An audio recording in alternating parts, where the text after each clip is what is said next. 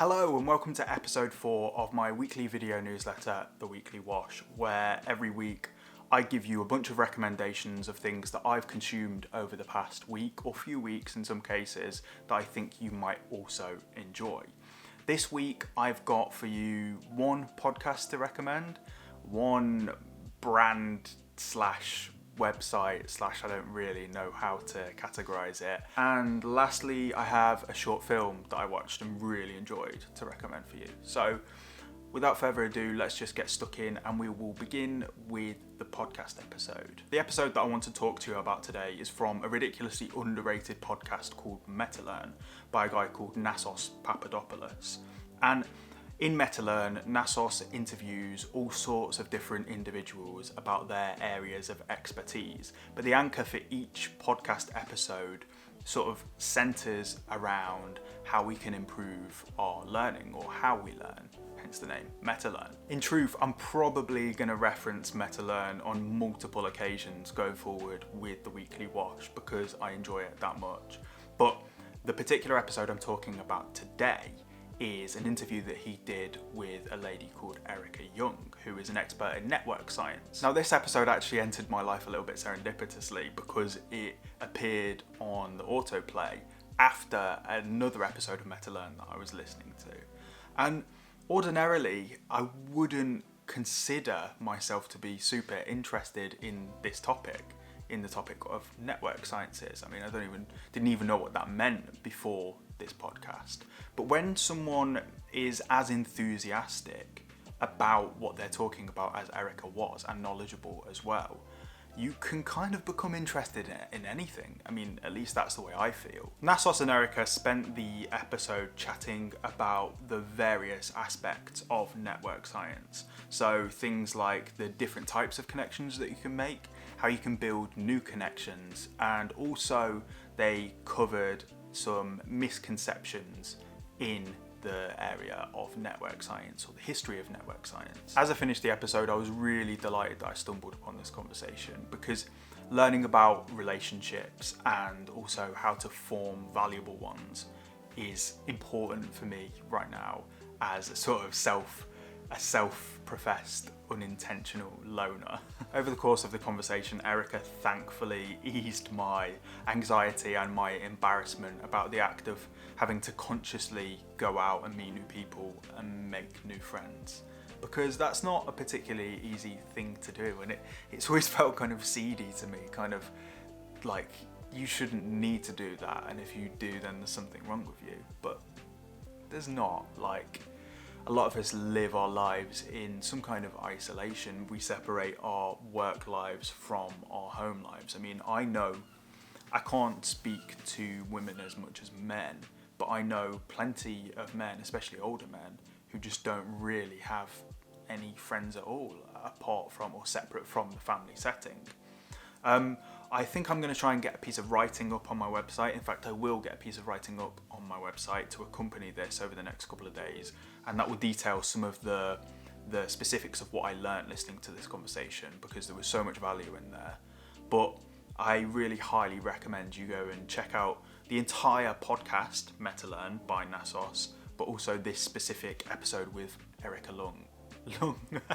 Erica Young, because it's a really soothing conversation to hear in the times of this pandemic that is separating us from each other so much and preventing a lot of these opportunities for new relationships. The second recommendation that I've got for you today is something called visualize value. And I said at the beginning of the video that I didn't really know how to define visualize value. Well, I'm going to call it a social profile because that's what the guy who created it, Jack Butcher, called it in one of the videos of his that I found.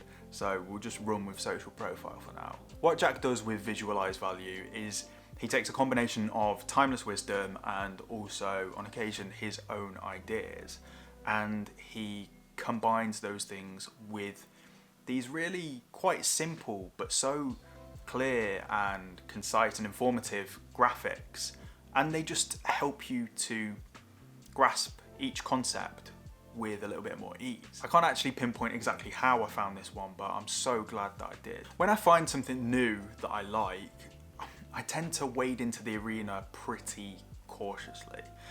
And the reason for that is that on many occasions, I've found what seems to be a great new source of information, a new source of ideas, only to realise that all that they're doing is pumping out the same one idea over and over again, but just rehashing it and just serving you the same food with a different herb sprinkled on top of it.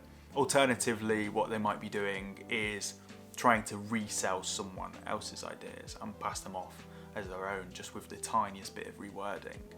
And it gets really frustrating, so I'm really hesitant to dive into something. But visualized value is just not like that at all. I mean, over the past week alone, I can count at least like 3 occasions when I've been on social media and one of Jack's posts or visualized values posts has come up.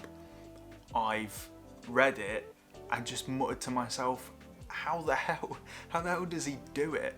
Because it's so consistent and every post seems to be of this really high quality. It's actually really interesting that just by adding a simple graphic alongside a quote or an idea or a concept can make it so much easier for you to comprehend. And that's exactly what Jack does with visualized value. And there have been some instances where there are quotes that I've seen plenty of times before, encountered on loads of occasions, but then I've seen them with one of Jack's illustrations and just kind of it's clicked for the first time. And that's pretty amazing. So I highly recommend you go and check out visualized value. Go to Instagram or Twitter, links below as usual, and there'll also be some links on my website. Finally, the third recommendation of episode 4 of the Weekly Wash is a short film, 30 minutes in length, called I Am Easy to Find. And it's a collaboration between a guy called Mike Mills and the band that you might already know, The National. So as a quick aside, I've recently started writing on my website every day, and I call that blog, if you will, the Daily Wash. I know, am I just gonna add the wash to everything? Probably, get used to it. This week I wrote about recommendations, receiving recommendations specifically. And the piece generally centered or circled around the idea of the fact that when you receive a recommendation from a friend, whether or not you act on that recommendation sends a strong signal to your friend about how much you value the relationship. Particularly if you can tell that that friend intentionally recommended it to you. You know, that they didn't just see something, not even read it themselves and send it, because I know people do that. I see you. I've done that, definitely.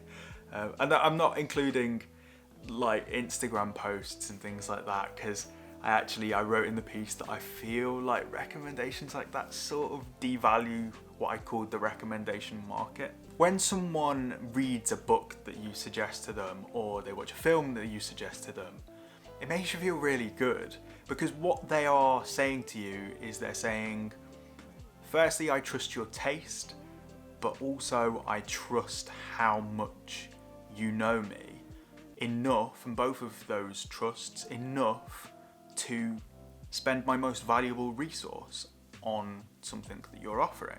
Moving back to where we were, the last recommendation of this episode from me was actually also a recommendation to me from an old friend who I trust on both of those criteria. When my friend recommended this film to me, I Am Easy to Find, he accompanied the recommendation with the words that it always resets his sense of self in the best of ways. And I can't really put it any better than that, if I'm being honest with you. So I'm not gonna try. That sounds like I'm just being lazy. But what I will add is that this is just a truly beautiful piece of work. And watching it reminded me not only of what my values actually are, but also allowed me to correct for how I've strayed from them over the past few years or months. So one more time before I finish up, that's I Am Easy to Find, and it's a film by Mike Mills and The National. That's going to be it for the Weekly Wash episode 4. If you like these videos, like them on YouTube. If you want to see more of them, then click the subscribe button on YouTube. Every single one of the items that I've mentioned today, and in fact through the short history of the Weekly Wash, will go on my website, so you can find them on my website, which is jackandthewash.com. I'll also put links in the description below just to make it as frictionless as possible for you. Also on my website is, as I mentioned earlier, the Daily Wash, which is my writing that I do every day. I'm also working on some other more long form writing projects. I've got some film recommendations on there, I've got some book recommendations on there. Please go check it out because I put quite a lot of work into it, and that's my hub. This is just a vehicle that is intended to take you to that hub. That sounds really manipulative, it's not. This is also meant to be something that gives you value, because I really believe in the importance of sharing good art, but also good ideas, and yeah, when I say good, I don't just mean valuable, but also good in the moral sense of the word, because by sharing good ideas, we help each other to, I guess, think more clearly, but also help each other to correct our intentions to make sure that we are doing things for the right reasons. I hope that little paragraph actually made some kind of sense. Well, I guess that will be it. This has been episode 4 of the Weekly Wash, and I'll be back next week for episode 5. Thank you for watching. Enjoy the rest of your week. Take care. Bye bye.